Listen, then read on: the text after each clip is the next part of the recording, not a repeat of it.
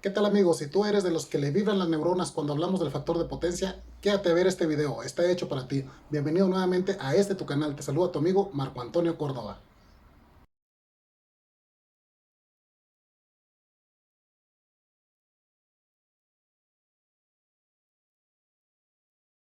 Primeramente déjate recuerdo que cuando hablamos del factor de potencia necesariamente estamos hablando de la corriente alterna, jamás de la corriente directa. Asimismo, ese factor de potencia es el resultado de interconectar a la corriente alterna tres elementos eléctricos: la resistencia, la inductancia y la capacitancia, o al menos dos de ellos. Debes saber que la resistencia se grafica como un vector o un fasor con un ángulo cero, dibujado de esta forma de manera horizontal. Cuando nosotros graficamos un voltaje, generalmente comenzamos desde este punto, que es el cero, hasta que ese voltaje alcanza un valor máximo. Después de ese valor máximo comienza a decrecer hasta que se vuelve nuevamente cero y vuelve a tomar valores, pero en sentido negativo, hasta volver a alcanzar un valor máximo, pero en sentido opuesto. Y nuevamente se vuelve a reducir ese valor hasta llegar nuevamente a cero. Esto se continúa repitiendo. Hasta aquí solamente tenemos un ciclo que corresponde a 360 grados. Observa esto. En este punto nosotros, cuando alcanza esta onda seno su máximo, lo encuentras en el punto donde han transcurrido 90 grados. Ya graficando la onda senoidal correspondiente a la corriente, vemos que este tiene una amplitud menor que el voltaje. Pero observa lo que sucede aquí cuando estamos hablando de una resistencia. Esto es lo importante cuando estudiamos nuestra corriente alterna. Los instantes en los que comienzan a crecer coinciden tanto en la onda del voltaje como en la onda de la corriente. Aquí tenemos el punto cero. Cuando alcanza su máximo el voltaje, la corriente también ha alcanzado su máximo en el punto de 90 grados. Luego reducen los dos y en este punto de 180 grados vuelven a ser cero ambas curvas, tanto el voltaje como la corriente, para luego nuevamente tomar un valor máximo negativo en el mismo instante. En otras palabras, coinciden sus valores cero y sus valores máximos en sus mismos instantes, tanto en el voltaje como en la corriente. Cuando esto sucede se dice que están en fase, o bien que están en el ángulo cero. Ahora he agregado el vector correspondiente a la inductancia. Este se dibuja en un ángulo de 90 grados con respecto a la resistencia. Te voy a explicar por qué. Sucede un fenómeno en las bobinas. Cuando tú conectas un voltaje de corriente alterna a una bobina, en el momento en que lo conectas aparece una tensión entre las terminales o los extremos de la bobina. No obstante, hay una propiedad de la bobina que se opone al paso de la corriente eléctrica y esa propiedad hace que la corriente se desfase o que se atrase con respecto al voltaje. Aquí vamos a ver su gráfica. Acabo de trazarla. Como ves, cuando nuestra tensión alcanza un máximo, la corriente apenas va a comenzar a iniciar. Y cuando la tensión ya viene de bajada y alcanza un cero, nuestra corriente apenas ha alcanzado su punto máximo. Y así en cada uno de los instantes, si comparamos nuestra tensión en color negro con la gráfica de la corriente de la inductancia en color rosa. A este desfase en el tiempo que sucede se le llama ángulo de fase. Y como ves, corresponde a los mismos 90 grados que ya mencionamos. Es por eso que cuando dibujamos nuestros vectores, dibujamos nuestra bobina con una diferencia de 90 grados positivos. En el caso de los capacitores, sucede algo parecido. Cuando conectamos un capacitor entre dos terminales de corriente alterna, sucede lo siguiente. En el momento que lo conectamos, comienza a fluir la corriente para poder cargar ese capacitor. ¿Y qué pasa con la tensión? Acuérdate que comienza a generarse un campo eléctrico que va a ir subiendo la tensión hasta el momento que el capacitor ya esté cargado. En otras palabras, se va a adelantar el voltaje, se va a adelantar la corriente y el voltaje va a quedar atrasado con respecto a la corriente. Si analizamos su gráfica senoidal, vamos a tener lo siguiente. Observa que la corriente se ve muy clarito, muy tenue, pero está en azul. Observa que la gráfica de la corriente comienza antes que la tensión. Cuando inicia la gráfica de la tensión, nuestra gráfica de la corriente ya alcanzó un valor máximo. Y en el momento que la corriente va de bajada al punto cero, apenas el voltaje va a alcanzar su valor máximo. Esto sucede también a los 90 grados. Entonces también hay un desfase, una diferencia de tiempo en los que suceden los valores mínimos y los valores máximos de sus gráficas o de su comportamiento senoidal.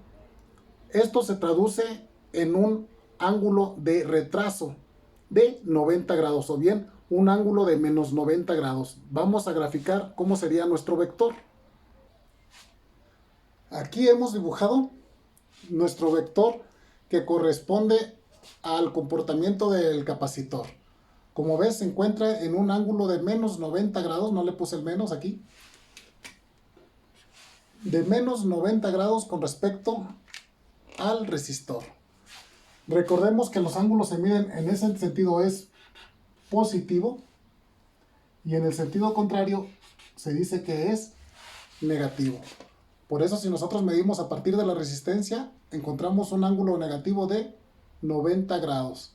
Y si medimos a partir de la resistencia, nuestro inductor se encuentra en una posición de 90 grados positivos. ¿Y qué tienen que ver estos tres elementos eléctricos? Ojo, este no es un circuito, es un dibujo, un esquema, apréndetelo. Tenemos que nuestras resistencias o nuestros valores resistivos se grafican a 0 grados. Nuestras bobinas o inductancias se grafican a 90 grados con respecto a la resistencia.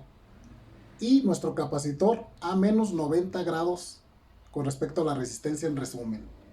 Eso es lo más importante, que te aprendas esta gráfica. Y a partir de ella vamos a obtener ciertos parámetros que nos van a llevar a encontrar el coseno de teta. Desde los cursos de fundamentos de electricidad básica nos han enseñado que la potencia se puede representar como el producto del cuadrado de la corriente por la oposición a esa misma corriente. En este caso dijimos en la resistencia, la oposición obviamente viene siendo su propia resistencia en ohmios. Recordaremos que también la oposición a la corriente eléctrica en los inductores está representada por un parámetro que se le llama reactancia inductiva y también se mide en ohmios, por lo que para calcular la potencia en un inductor basta multiplicar la corriente que circula por este mismo inductor por su oposición, que está representada en reactancia inductiva. Nuestro capacitor no se quiere quedar atrás, él también tiene su potencia reactiva. Y entonces la potencia reactiva de nuestro capacitor también se calcula con su propia corriente al cuadrado, pero por su oposición a la corriente.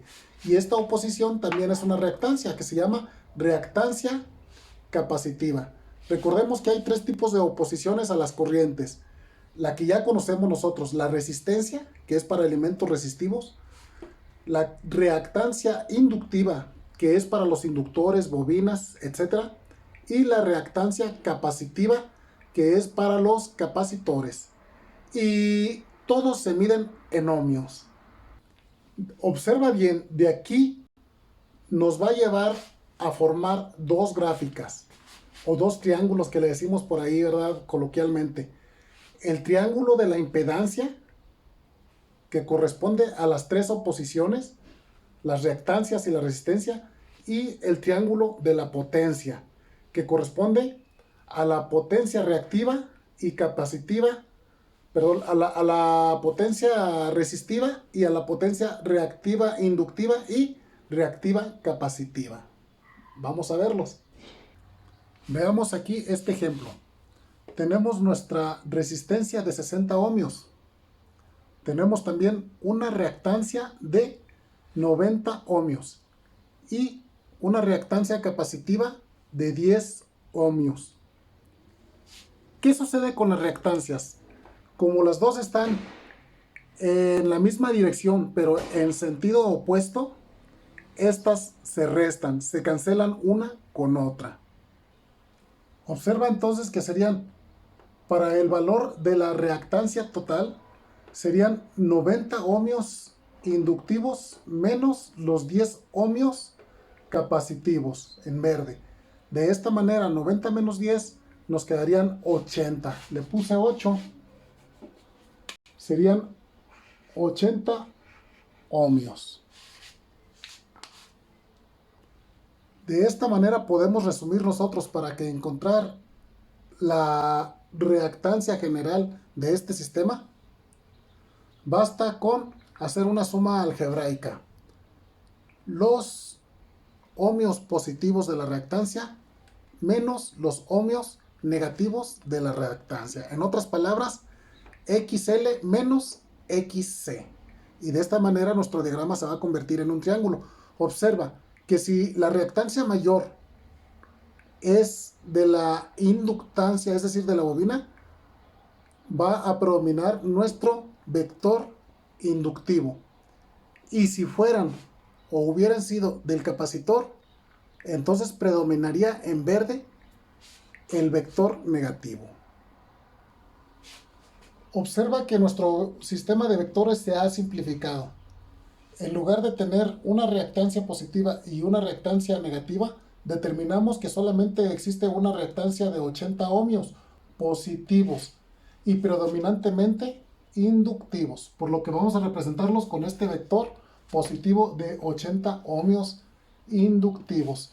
Quedó cancelada la reactancia capacitiva, la cual le restó 90 ohmios a la inductiva. Fueron 90 menos 10, 80. Es los que estamos representando aquí, 80 ohmios de reactancia inductiva. Mientras que nuestra resistencia sigue siendo de 60 ohmios a 0 grados. Con esto nosotros vamos a formar un triángulo, el cual nos va a dar nuestro coseno de teta que estamos buscando. Observa que he trasladado la longitud vertical de nuestro inductor hacia este lado y la longitud horizontal de nuestra resistencia hasta arriba. Eso se le llama la ley del paralelogramo. De tal manera que en este vértice vamos a unirlo con la diagonal. Y esa recta, esa línea roja representa nuestro vector de la impedancia, es decir, el valor total de nuestra resistencia y de nuestra reactancia capacitiva. Lo podemos calcular por el teorema de Pitágoras. Ya sabemos de antemano que son 100 ohmios. Si no recuerdas el teorema de Pitágoras, más o menos te lo voy a explicar.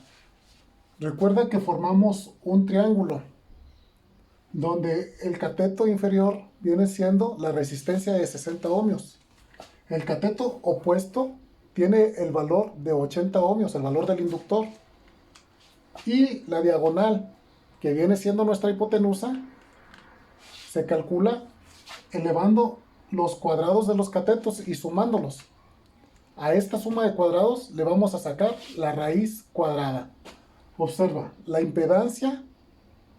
¿Qué es la impedancia? La impedancia es la oposición total de nuestras resistencias y reactancias. Y se calcula a través del teorema de Pitágoras, como te lo estoy explicando.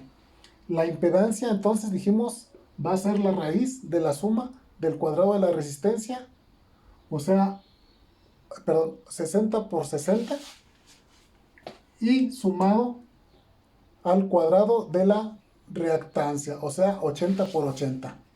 Si haces este problemita ahí en tu calculadora, vas a encontrar que la impedancia son 100 ohmios. Aquí en este momento es donde nuestro ángulo θ hace su aparición. Tenemos un triángulo formado por los vectores de la resistencia y la impedancia y la reactancia, en este caso inductiva. Entonces se forma un triángulo donde encontramos este ángulo que he dibujado en morado con la letra griega θ. Este es nuestro ángulo buscado cuando hablamos nosotros de ángulo de fase. Observa que ahora pues para encontrar nuestro factor de potencia es algo muy sencillito. Dijimos que nuestro factor de potencia es el coseno de θ. ¿Y qué viene siendo esto? Esto nos va a remitir a nuestras clases de trigonometría. Te voy a hacer un pequeño recordatorio. Acuérdate que el coseno en un triángulo se calculaba dividiendo el cateto adyacente entre la hipotenusa. En otras palabras, nuestro factor de potencia es el coseno de este ángulo y lo encontramos dividiendo nuestro cateto, que son 60 ohmios resistivos, entre la diagonal o nuestra impedancia, que viene siendo 100 ohmios. Haz la cuenta en tu calculadorcita. Vamos a encontrar que nuestro coseno de θ, nuestro factor de potencia, es igual a 0.6. Ese es nuestro factor de potencia para esta situación vectorial. ¿Qué significa el factor de potencia?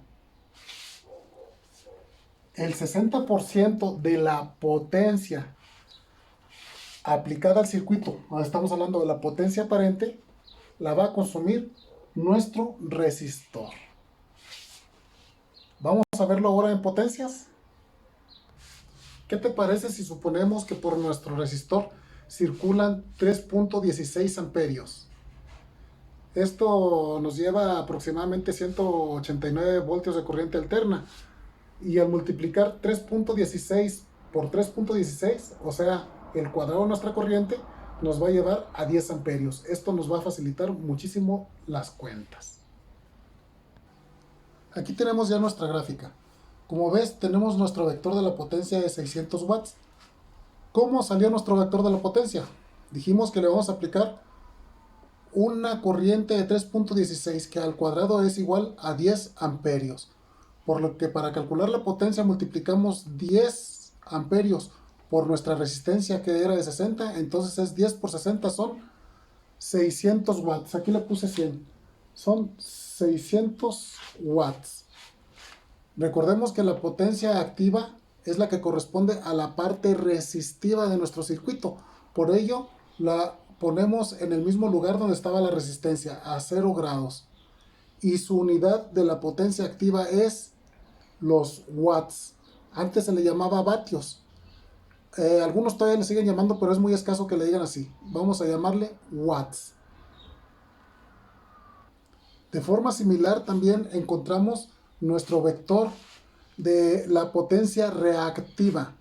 Acuérdate que la potencia reactiva se representa con la letra Q y se refiere a la potencia que corresponde a los capacitores o en este caso al inductor.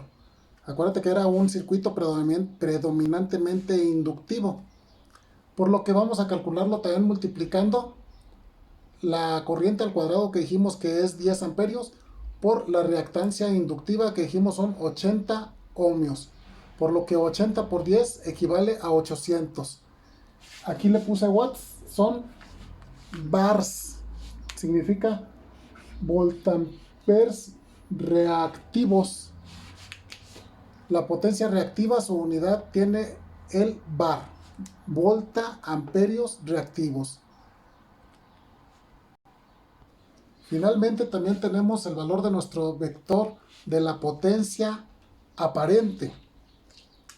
La potencia aparente se le representa con la letra S, y también como es la combinación de las potencias reactiva y la potencia activa, para ello, en lugar de la oposición, no vamos a usar la resistencia ni tampoco vamos a usar la reactancia. Vamos a usar la impedancia, que también es la combinación de las diferentes oposiciones. Ya lo mencionamos antes y también lo calculamos. Por lo que para encontrar este valor de 1000 voltamperios, reitero, la unidad de la potencia aparente son los voltamperios. Entonces, para encontrarlo, buscamos también el producto de la corriente al cuadrado, dijimos es 10, por la impedancia que la habíamos calculado era 100 ohmios. 10 por 100 son 1000 voltamperios. Y de esta manera hemos encontrado nuestro sistema de vectores con sus valores, que corresponden a 100 watts de potencia activa, 800 watts de potencia, perdón, aquí le puse watts, es 800 bars de potencia reactiva y 1000 voltamperios de potencia aparente. Te recuerdo que dijimos que nuestro factor de potencia es el coseno de un ángulo llamado teta, y este ángulo se pudo haber formado por nuestra resistencia y nuestra impedancia, o bien ahora lo estamos formando por nuestra potencia resistiva o activa y nuestra potencia aparente. Estos ángulos son congruentes, por lo que representan, perdón, estos triángulos son congruentes, por lo que representan el mismo valor de teta. Observa entonces que para encontrar el coseno de teta, nuevamente dijimos es el cateto adyacente, o sea, la potencia de 600 watts dividida entre el valor de la hipotenusa, que para este caso es la potencia aparente 1000 voltamperios. Cuando tú resuelves, va a darte exactamente el mismo valor que encontramos con las reactancias y la impedancia. El coseno de teta es 600 watts de potencia activa dividido entre 1000 voltamperios de potencia aparente, lo que nos da un valor de 0.60. Ese es nuestro factor de potencia o nuestro coseno de teta. Y nuevamente te pregunto, ¿qué significa ese factor de potencia? A mí me gusta más entenderlo o verlo matemáticamente como un porcentaje. Ese factor de potencia representa el porcentaje que nuestro circuito va a absorber de potencia activa, ¿verdad? Entonces, es el porcentaje que le corresponde a nuestra parte resistiva del circuito. Por ejemplo, nuestra potencia aparente fueron 1000 voltamperios. Esa es la aparente, la combinación de todo nuestro sistema de potencias. Sin embargo, ese coseno de teta de 0.6 me va a decir que el 60% de esa potencia aparente es lo que le corresponde a nuestra potencia real o potencia activa o resistiva del circuito. El 60% de 1000 voltamperios va a ser 600 watts. Observa que fue el 60% que corresponde al 0.6 que fue nuestro coseno de teta o factor de potencia. Como ejemplo, si yo tuviera un circuito con potencia aparente de 1.5 kilovoltamperes, recuerda, con la letra S, potencia aparente equivale a 1500 voltamperios. Y supongamos que tengamos el factor de potencia de 85 o de 0.85. Entonces nuestro circuito realmente estuviera consumiendo una potencia real o activa del 85% de 1500. Observa que 1500 voltamperios por factor de potencia 0.85 son 1275 watts. En otras palabras, 1275 fue el 85% de la potencia aparente, que eran 1500. Espero que este video te haya sido de utilidad. Nos vemos a la próxima.